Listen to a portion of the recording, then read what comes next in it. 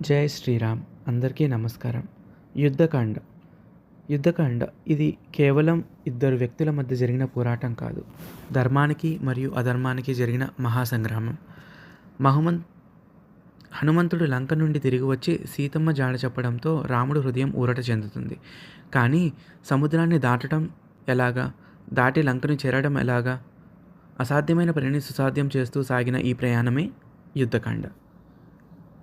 సముద్ర తరణం. రామసేతువు. రాముడు వారణ సైన్యంతో సముద్రం తీరాన్ని చేరుకుంటాడు. లంకలో రావణుడి సోదరుడు విభీషణుడు హితవు చెబితే రావణుడు అతడిని తన్ని వెళ్ళగొడతాడు. విభీషణుడు నేరుగా వచ్చి రాముడిని శరణు కోరుతాడు. సుగ్రీవుడు అవమానించిన రాముడు విభీషణుడిని అక్కున చేర్చుకుంటాడు. 3 రోజులు ప్రార్థించిన సముద్రుడు దారి ఇవ్వకపోవడంతో రాముడు కోపించి బ్రహ్మాస్త్రాన్ని సంధిస్తాడు. భీతిల్లిన సముద్రుడు వచ్చి నలుడు నీలుడు అనే వానర శిల్పుల చేత సేతువు నిర్మించమని కోరుతాడు. రామనామంతో రాళ్ళు తేలియాడుతూ 5 రోజుల్లో రామసేతు పూర్తవుతుంది. యుద్ధారంభం. అంగద రాయబారం. సైన్యం లంకను ముట్టడించగా అనవసరమైన రక్తపాతం వద్దు అనుకుని రాముడు అంగదుడిని రాయబారిగా పంపిస్తాడు. అంగదుడు ఎంత చెప్పినా రావణుడు వినడు. యుద్ధమే సమాధానమని ఇరు సైన్యాలు సిద్ధమవుతాయి. వానర సైన్యం తమ పళ్ళతో గోళ్లతో పెద్ద పెద్ద బండరాళ్లతో రాక్షస సైన్యాన్ని చెల్లాచెదురు చేస్తారు. రాముడి బాణాల ధాటికి రావణుడు ఆయుధుడు అవుతాడు. అప్పుడు రాముడు ఈరోజు వెళ్ళు, రేపు యుద్ధానికి రా అని ప్రాణదానం చేసి పంపుతాడు. కుంభకర్ణ వధ. భారీ పోరాటం. తన సైన్యం కూలిపోతుంటే రావణుడు తన తమ్ముడు కుంభకర్ణుని నిద్రలేపుతాడు. వేలాది ఏనుగులను వందలాది వానరులను మింగేస్తున్న కుంభకర్ణుని చూసి వానర సైన్యం పరుగులు తీస్తుంది.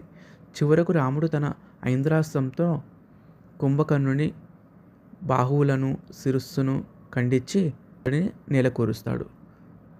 నాగపాశం. ఇంద్రజిత్తు మాయ. యుద్ధంలో రావణుడి కుమారుడు ఇంద్రజిత్తు రంగప్రవేశం చేస్తాడు. అదృశ్య రూపంలో యుద్ధం చేస్తూ రామలక్ష్మణులను నాగపాశంతో బంధిస్తాడు. హనుమంతుడు గరున్మంతుడి స్మరించగా గరుడు వచ్చి పాములను తరిమివేసి వారిని బంధ విముక్తులను చేస్తాడు. తర్వాత యుద్ధంలో లక్ష్మణుడు ఇంద్రజిత్తు ప్రయోగించిన ఆయుధానికి మూర్ఛపోతాడు. హనుమంతుడు క్షణాల్లో హిమాలయాలకు వెళ్ళి మూలికలు గుర్తుపట్టలేక మొత్తం సంజీవని పర్వతాన్నే మోసుకొచ్చి లక్ష్మణుడిని బ్రతికిస్తాడు. లక్ష్మణుడు తర్వాత భీకర యుద్ధం చేసి ఇంద్రజిత్తును సంహరిస్తాడు. రామరావణ యుద్ధం. ఆదిత్య హృదయం. కుమారులను తమ్ముడిని కోల్పోయిన రావణుడు స్వయంగా యుద్ధానికి వస్తాడు. ఇంద్రుడు పంపిన మాతలి అనే సారథి రథంతో రాముడు రావణుడిని ఢీకొంటాడు. రావణుడు తలలు నరుకుతున్నా మళ్ళీ మళ్ళీ మొలుస్తుంటాయి. అప్పుడు అగస్త్య మహాముని ఉపదేశించిన ఆదిత్య హృదయాన్ని రాముడు పఠిస్తాడు. విభీషణుడి రహస్యం మేరకు రావణుడి నాభిలో ఉన్న అమృత భాండాన్ని లక్ష్యం చేస్తూ రాముడు బ్రహ్మాస్త్రాన్ని సంధిస్తాడు. రావణుడు నేలకూలుతాడు. ఆకాశం నుండి దేవతలు పూలవాన కురిపిస్తారు. అగ్ని పరీక్ష. పట్టాభిషేకం. సీతమ్మను విడిపించిన రాముడు ఆమెను లోకం నిందించకూడదని అగ్ని పరీక్ష కోరుతాడు. సీతమ్మ అగ్నిలో ప్రవేశించగా అగ్నిదేవుడే ఆమె పవిత్రతను చాటి రాముడికి అప్పగిస్తాడు. అందరూ అయోధ్యకు చేరుకుంటారు. 14 ఏళ్ల వనవాసం ముగించుకొని వచ్చిన రాముడికి భరతుడు కన్నీళ్లతో స్వాగతం పలుకుతాడు.